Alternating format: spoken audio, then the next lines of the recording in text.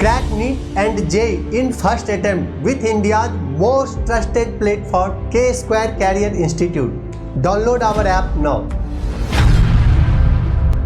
Hello everyone, let's read the question. For a dilute solution containing 2.5 gram of non-volatile non-electrolyte solute and 100 gram of water, the elevation in boiling point at 1 atm pressure is 2 degrees centigrade. Assuming the concentration of solute is much lower than the concentration of solvent, the vapor pressure of solution is Kb आपके पास में given है 0.76. Okay, so basically इस question में हमें बोल क्या रहा है कि आपके पास में कोई सॉल्यूट है, डाइल्यूट सॉल्यूशन है, जिसमें कि आपके पास में 2.5 gram of non volatile non lateral solute है जो कि 100 ग्राम ऑफ वाटर में प्रेजेंट है, और आपके पास में एलिवेशन किसका, बॉइलिंग पॉइंट का 1 atm प्रेशर पे कितना है, 2 डिग्री सेंटीग्रेड है. अज्यूम करो कि आपके पास में जो कंसंट्रेशन है सॉल्यूट का वो कैसा है, मच लोअर है किससे, कंसंट्रेशन के सॉल्वेंट से. तो वेपर प्रेशर आपके पास में सॉल्यूशन का कितना होगा. सो बेसिकली आपके पास में केबी इस क्वेश्चन के लिए क्या गिवन है, 0.76. तो सबसे पहले हम लोग क्या करते हैं, एलिवेशन इन बॉइलिंग पॉइंट का फॉर्मूला लिख लेते हैं. ठीक है, the elevation in boiling point is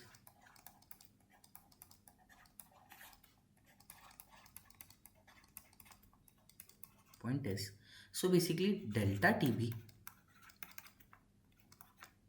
KB into M. Okay, जिसमें कि आपके पास में स्मॉल m क्या है, मोलैलिटी है,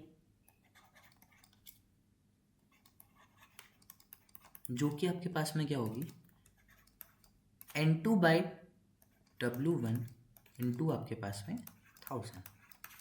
ओके, सो N2 हमारे पास में यहाँ पे क्या है, number of moles of solute, और आपके पास में W1 क्या है, वेट ऑफ सॉल्यूट. ओके, किस चीज में आपके पास में, इन ग्राम्स. आपके पास में अगर डेल्टा टीबी की बात करूं तो इसकी वैल्यू कितनी गिवन है आपके पास में, 2 डिग्री. एलिवेशन आपके पास में 2 डिग्री बोला हुआ था, तो यहाँ पे हम लोग पुट कर देते हैं 2. यहाँ पे क्या आ जाएगा आपके पास में, केबी की वैल्यू कितनी है, 0.76. मोलैलिटी की अगर चीज़ों में हम लोग पुट करें तो हमको N2 नहीं पता, और अगर बात करें तो आपके पास में वेट कितना, 100 ग्राम वाटर बोला था, तो यहाँ पे 100 देख लेते हैं, और यहाँ पे इंटू 1000. ओके, अब अगर हम देखें तो हमारे पास में N2 की वैल्यू आ चुकी है, वो कितनी आ चुकी है, 5/19. ओके, सो अब बेसिकली हम लोग क्या कर सकते हैं यहाँ से, ऑल्सो फ्रॉम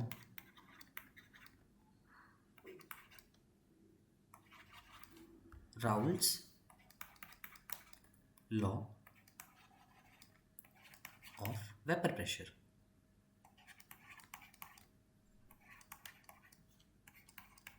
क्या आ जाएगा हमारे पास में, यहाँ पे हम यहाँ पे Raoult's law of vapour pressure से यहाँ पे हम क्या लिख सकते हैं, माइनस का डेल्टा पी अपॉन में क्या चीज़, P not equals to x2. x2 की वैल्यू अगर हमारे पास में बात करें तो क्या आ जाएगी, x2 हमारे पास में मोल फ्रैक्शन है, मोल फ्रैक्शन क्या लिख सकते हैं हम, N2 के मोल्स अपॉन में total moles N1 plus N2, जिसमें कि हमारे पास में क्या चीज़ है, जो आपके पास में यहाँ पे N2 गिवन है और N1 है, उसमें N1 आपका बहुत बहुत ज़्यादा बड़ा है किससे, आपके पास में N2 से. ओके, सो इस बेसिस पे आप क्या बोल सकते हो यहाँ पे, N2 बाय N1. अब यहाँ पे आपके पास क्या आ गया, माइनस का डेल्टा पी, और आपने यहाँ से जो पी नॉट था इसका मल्टीप्लिकेशन कर दिया, और पी नॉट की वैल्यू आपके पास में कितनी गिवन है यहाँ पे, बेसिकली पी नॉट की वैल्यू वाटर के लिए 760 होती है, ये आपको याद होनी चाहिए. N2 बाय N1 क्या हो गया हमारे पास में, 5/19.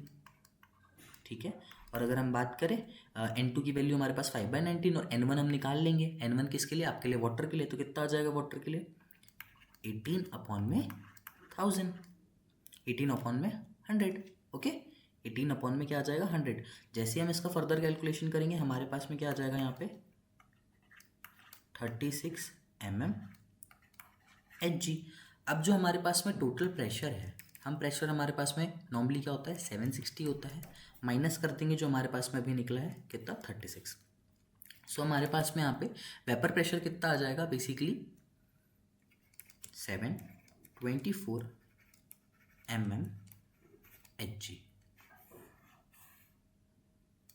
ये हो जाएगा हमारे पास में answer. So the correct answer for this question will be option number A.